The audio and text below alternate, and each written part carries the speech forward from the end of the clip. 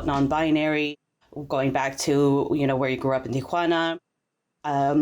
How were you able to be yourself? Because it seems like it's such a machista type of society. It's changed, I feel, but not that much. But if you could go into that, I'd appreciate it. Oh yeah, I mean, I think like I mentioned, my family's huge, so there's kind of a safety in numbers there. I feel like I am not the first person to do anything. If I, wore a dress, my uncle probably did it in the 70s. Um, and so I'm definitely the first person to be on Netflix and on TV. So yay for that. Woohoo! Um, uh, yeah, it's like, there's just so many people in my family that like I wasn't the first gay one. I'm probably in my age category, like of like my line of cousins. There's other people who are going through similar things. So there's kind of like not like a singling out where if I was in like a super small waspy family, where I'm like the one gay person in like Kentucky or something. It's not like that. And then to, go to the like gender aspect, my family on paper should be very conservative. We're all Catholic.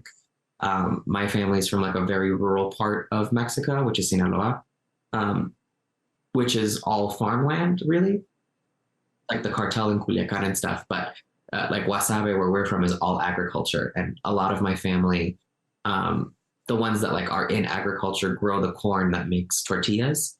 So like they sell it to the Maseca company, and then they grind it and make tortillas out of it.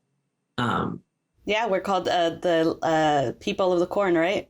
yeah, so it's like on paper they should be probably a little bit more narrow-minded. Um, and because of that, I do give them grace, where I can. Like I think that's also why I go by he often. Like it's what I go by privately. But like, my aunt who's 90 in Guasave, Sinaloa, is probably not going to get, a nuanced gender politic the way that like somebody born and raised in LA is going to get. No, I get that. And, I'm not going to hold them to that. Um, so I go by he, and then on places where it makes sense, or like on platforms where I'm like obviously wearing dresses and wigs and hair and makeup and stuff. I think they is easier for other people to get. And then there's certain situations, usually in like very queer spaces, where like I'll go by she. But that also is sort of like a mirror of what the other person wants to see me as, just because they're just like, I think a lot of people think that they're like affirming, being like very considerate and stuff. But as far as like me personally, I really, really don't care. I think some people say it and then like privately do, but like, I don't know, I'm just me. I only know how to be Damien. And like, if some people can like identify with that, that's great. But, the he, she, they, I don't really mind. I think, I was raised he most of the time. So that's just kind of what comes out of my mouth. Hmm.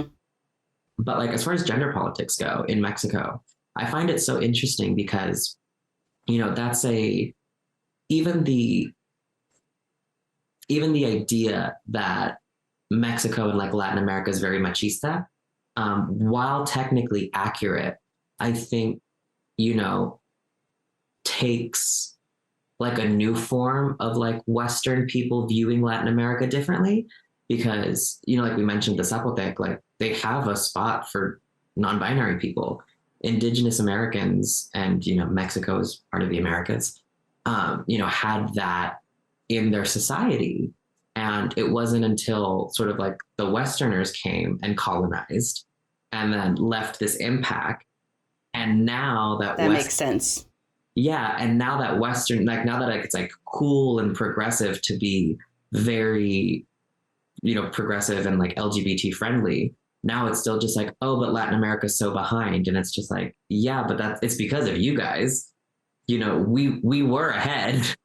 Oh yeah, ahead in many, many ways. And I really appreciate you saying that. We definitely have to get together and have that discussion because I'm a political junkie and also very much into sociology. And that's why I wanted to get your take on how you grew up and things of that sort because it was actually very interesting.